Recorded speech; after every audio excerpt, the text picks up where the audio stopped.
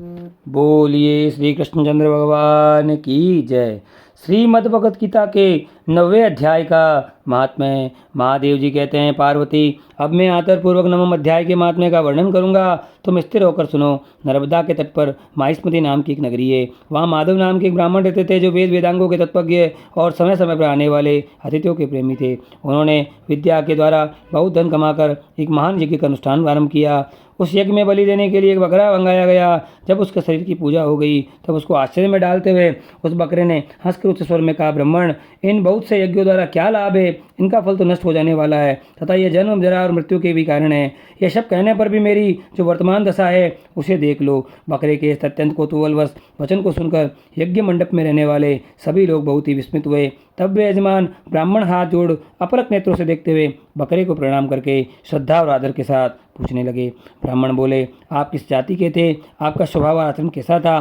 तब किस कर्म से आपको बकरे की योनि प्राप्त हुई? यह सब मुझे बताइए। बकरा बोला, ब्राह्मण, मैं पूर्व जन्म के ब्राह्मणों के अत्यंत निर्मल कुल में उत्पन्न हुआ था, समस्त यज्ञों का अनुष्ठान करने वाला और वेद विद्या में प्रवीण था। एक दिन मेरी स्त्री ने भगवत दुर्गा की भक्ति से विनम्र होकर अपने बालक के रोग की शांति के लिए बलि देने के निमित्त मुझसे एक बकरा मांगा। तत्पश्चात जब चंडिका के मंदिर में वह बकरा मारा जाने लगा, उस समय उसकी माता ने मुझे श्राप दिया, ओ ब्राह्मणों में नीच पापी, तू मेरे बच्चे का वध करना चाहता है, इसलिए तू भी बकरे की योनि में जन्म लेगा।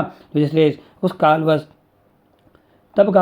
मृत्यु को प्राप्त होकर मैं बकरा हुआ। यद्यपि मैं पशु योनि में पड़ा हूँ, तो भी मुझे अपने पूर्व जन्मों का स्मरण बना हुआ है। ब्राह्मण, यदि अपने आप को सुनने की उत्कंठा हो तो मैं एक और भी आश्चर्य की बात बताता हूँ। कुरुक्षेत्र नाम का एक नगर है, जो मोक्ष प्रदान करने वाला है। वहाँ चंद्र शर्मा नामक एक सूर्यवंशी राजा राज्य करते थे। एक समय जबकि सूर्यग्रहण लगा था, राजा ने बड़ी श्रद्धा के साथ काल पुरुष का दान करने की तैयारी की। उन्होंने वेद वेदांग के पारगामी विद्वान ब्राह्मणों को बुलाया और पुरोहित के साथ वे तीर्थ के पावन जल से स्नान करने को चले।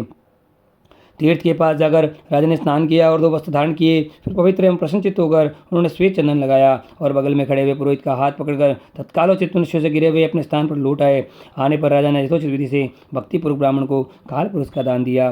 तब काल पुरुष हृदय चीरकर उनमें से एक परमात्मा चांडाल प्रकट हुआ। फिर थोड़ी देर के बाद निंदा भी चांडाली का रूप धारण करके काल पुरुष के शरीर से निकली और ब्राह्मण के पास आ गई। इस प्रकार चांडालों की वह जोड़ी आंखें लाल किए निकली और ब्राह्मणों के शरीर में हठात प्रवेश करने लगी।